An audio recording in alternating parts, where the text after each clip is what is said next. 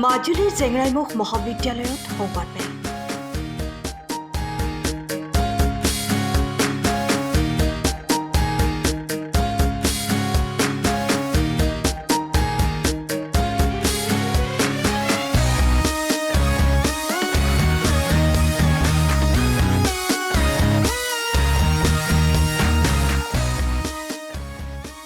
জেংৰাইমুখ মহাবিদ্যালয়ৰ সোণালী জয়ন্তী অনুষ্ঠানৰ প্ৰস্তুতি তুংগত। 4 অক্টোবৰৰ পৰা দুদিনীয়া বৰ্ণাঢ্য কাৰ্যসূচীৰে অনুষ্ঠিত হ'ব সোণালী জয়ন্তী। সোণালী জয়ন্তী অনুষ্ঠান উদযাপন সমিতিৰ সভাপতি ভুৱন গামে সভাপতিত্ব কৰিব লগা সভাত মুখ্য অতিথি হিচাপে ৰাজ্য চৰকাৰৰ শিক্ষা, ভৈয়াম, জনজাতি উন্নয়ন বিভাগৰ মন্ত্ৰী ডক্টৰ ৰণোজ পেগু উপস্থিত থাকিব। শেষৰ দিনা সাংস্কৃতিক সন্ধিয়াত গীত পৰিৱেশন কৰিব দীপলিনা ডেকাই। উজনি মাজুলীৰ উচ্চ শিক্ষানুষ্ঠানৰ বাটকটীয়া জেংৰাইমুখ মহাবিদ্যালয়ৰ গৌৰৱোজ্জ্বল সোণালী জয়ন্তী বৰ্ষত উপনীত হৈছে। সেই উপলক্ষে অহা 4 অক্টোবৰৰ পৰা দুদিনীয়া বৰ্ণাঢ্য কাৰ্যসূচীৰে জেংৰাইমুখ মহাবিদ্যালয়ৰ সোণালী জয়ন্তী অনুষ্ঠান জেংৰাইমুখ মহাবিদ্যালয়ৰ বাকৰিত অনুষ্ঠিত হ'ব। সেইমতে বৰ্তমান উদযাপন সমিতিৰ লগতে বিভিন্ন উপসমিতিয়ে এই কাৰ্যসূচী সফল কৰি তোলাৰ বাবে প্ৰস্তুতি প্ৰায় সম্পূৰ্ণ কৰি তুলিছে। মহাবিদ্যালয়ৰ তৰফৰ পৰা সকলোৱে সহায় সহযোগিতা বিচাৰি এখনি সংবাদমেল সম্বোধন কৰে।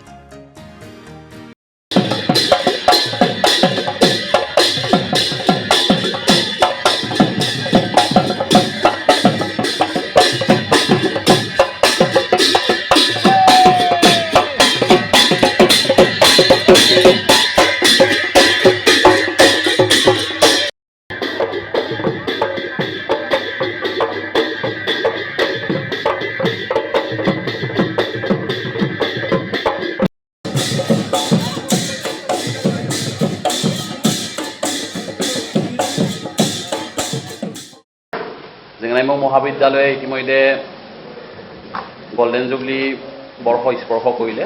যোৱা বছৰ আমি গল্ডেন জুবলি আৰম্ভণিৰ যিটো অনুষ্ঠান, এই অনুষ্ঠানটি আমি পাতিলোঁ আৰু এইবাৰ আমি সামৰণি অনুষ্ঠানটি পাতিবৰ কাৰণে অগ্ৰসৰ হৈছোঁ। ইতিমধ্যে আমি দিন ধাৰ্য কৰিছোঁ 4 আৰু 5 অক্টোবৰ তাৰিখে। গতিকে 4 আৰু 5 অক্টোবৰ তাৰিখে দুদিনীয়াকৈ আমাৰ সামৰণি অনুষ্ঠান সম্পন্ন হ'ব। উক্ত একচুৱেলি অনুষ্ঠানটি আমি যিসকল মানুহক মাতিব লাগিছিল তেখেতসকলক আমি নিমন্ত্ৰণ জনাব পৰা নাই। তাৰ বাবে একচুৱেলি আপোনালোকৰ সহায় লোৱা হৈছে। আমি সীমিত সময়ৰ মাজেদি একচুৱেলি এই অনুষ্ঠানটি আয়োজন কৰিবলগীয়া হোৱাৰ কাৰণে আমি যিমানবোৰ আমাৰ এলুমনি আছিলে, প্ৰাক্তন ছাত্ৰ ছাত্ৰী ইয়াতে পঢ়ি যোৱা আছিলে, তেখেতসকলক আমি সংযোগ স্থাপন কৰিব পৰা নাই। আৰু যিমান মানুহৰ ধৰি লোৱা ইয়াত অসহযোগিতাত আমাৰ সমগ্ৰ এই অনুষ্ঠানটি তাৰমানে গঢ়ি উঠিছিল, সেই ক্ষেত্ৰতো আমি তেখেতসকলকো যথা সময়ত আমি এই সংযোগ স্থাপন কৰিব পৰা নাই। গতিকে তাৰ বাবে আমি আহ্বান জনাইছোঁ আপোনালোকৰ যোগেদি, যিসকল প্ৰাক্তন ছাত্ৰ ছাত্ৰীয়ে এতিয়ালৈকে খবৰ পোৱা নাই তেখেতসকলে আপোনালোকৰ যোগেদি যদি গম পায় তেতিয়াহ'লে অহা 4 তাৰিখে তেখেতসকলৰ কাৰণে আমি প্ৰাক্তন ছাত্ৰ ছাত্ৰী সমাৰোহ ৰাখিছোঁ। তাত উপস্থিত থাকিবৰ বাবে আমি বিনম্ৰতাৰে অনুৰোধ জনাইছোঁ। আৰু সকলো ৰাইজক, অকল আমি ইয়াত জেংৰাইমুখৰ কথা কোৱা নাই বা মাজুলীৰ কথা কোৱা নাই, সমগ্ৰ অসমত যিসকল মানুহ একচুৱেলি জেংৰাইমুখ মহাবিদ্যালয়খন প্ৰতিষ্ঠা হোৱা সময়তে তেওঁলোক জড়িত আছিল, কিন্তু বিভিন্ন তেওঁলোকে পেছাত অসমৰ বিভিন্ন বা ভাৰতবৰ্ষৰ বিভিন্ন জেগাত সিঁচৰিত হৈ আছে। তেখেতসকলে আপোনালোকৰ যোগেদি যদি এই খবৰটো পায় তেতিয়াহ'লে আপোনালোকক সকলোকে আমাৰ অনুষ্ঠানটিলৈ আহিবৰ বাবে আমি বিনম্ৰতাৰে অনুৰোধ জনাইছোঁ। আমি আপোনালোকৰ জ্ঞাতাৰ্থে আমি এই 2 দিনীয়া যিটো কাৰ্যসূচী, এই কাৰ্যসূচীটো অৱগত কৰিব বিচাৰিছোঁ। আমি 4 অক্টোবৰ তাৰিখে ৰাতিপুৱাৰ পৰা আমাৰ কাৰ্যসূচী আছে। প্ৰথমতে আমি পৰিৱেশ নিকাকৰণৰ কাৰ্যসূচী ৰাখিছোঁ। তাৰ পৰৱৰ্তী সময়ত আমি সোণালী এই জয়ন্তী বৰ্ষৰ পতাকা উত্তোলন ৰাখিছোঁ পুৱা 9:30 তাৰপিছতে আমি পুৱা 10 বজাত আমি ৰাখিছোঁ মহাবিদ্যালয়ৰ প্ৰতিষ্ঠাৰ লগত জড়িত ব্যক্তিসকলৰ স্মৃতিত শ্ৰদ্ধাঞ্জলি। আৰু তাৰপিছত আমি ৰাখিছোঁ 10:30 বজাত 10:30 আমি প্ৰাক্তন ছাত্ৰ ছাত্ৰীৰ পঞ্জীয়ন ও সম্বৰ্ধনা। গতিকে আমাৰ প্ৰাক্তন ছাত্ৰ ছাত্ৰী যিসকল আছে তেখেতসকলক আমি পঞ্জীয়ন কৰিম, কাৰণ তেখেতসকলৰ নেম, এড্ৰেছ সেইবোৰ আমাৰ হাতত এতিয়া নাই, বহু ক্ষেত্ৰত আমি হেৰুৱাইছোঁ তেখেতসকলৰ তথ্যখিনি। গতিকে যিসকলে আহিবগৈ তেখেতসকলৰ এড্ৰেছখিনি অন্ততঃ আমি ৰাখি থ'ব লাগিব ভৱিষ্যতৰ কাৰণে। তাৰ পৰৱৰ্তী সময়ত আছে আমাৰ প্ৰাক্তন ছাত্ৰ ছাত্ৰীৰ সমাৰোহ। আৰম্ভ হ'ব পুৱা 11 বজাৰ পৰা। পুৱা 11 বজাৰ পৰা আমাৰ প্ৰাক্তন ছাত্ৰ ছাত্ৰীৰ সমাৰোহ হ'ব। আৰু এইখনেই আমাৰ 4 তাৰিখৰ মূল অনুষ্ঠান। ইয়াতে আমাৰ উদ্যোতক থাকিব, সঞ্চালক থাকিব, মুখ্য অতিথি থাকিব। আমি সকলোবোৰ যিমান অতিথি আছে বা আমাৰ যিমান ইয়াতে কাৰ্যসূচী আছে সকলোবোৰতে আমি প্ৰাক্তন ছাত্ৰ ছাত্ৰীকে জড়িত কৰোৱা হৈছে।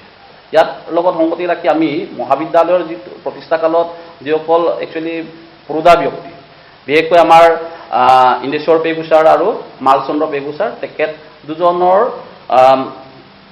ব্যক্তিত্ব দৰ্শন আৰু কৃতি সম্পৰ্কীয় এটা বক্তৃতা অনুষ্ঠানো ৰখা হৈছে। তাত মূল বক্তা হিচাপে আহিব আমাৰ এই সুযোগ্য সন্তান, আমাৰ প্ৰাক্তন ছাত্ৰ ৰাম পেগু ডাঙৰীয়া, তেখেত অৱসৰপ্ৰাপ্ত ACS বিষয়া, গতিকে তেখেত আহিব।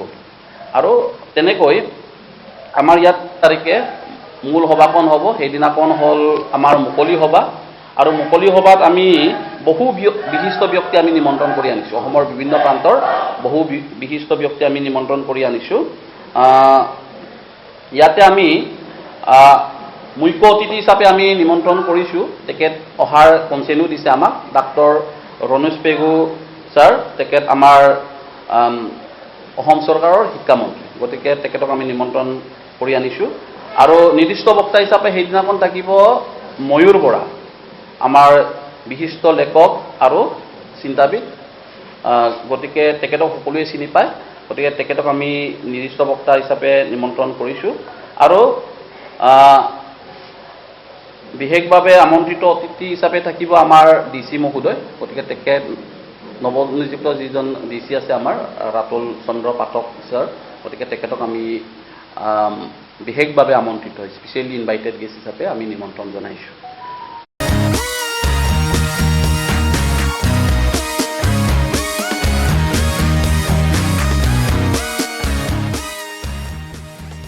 Bureau' report, time of Assam.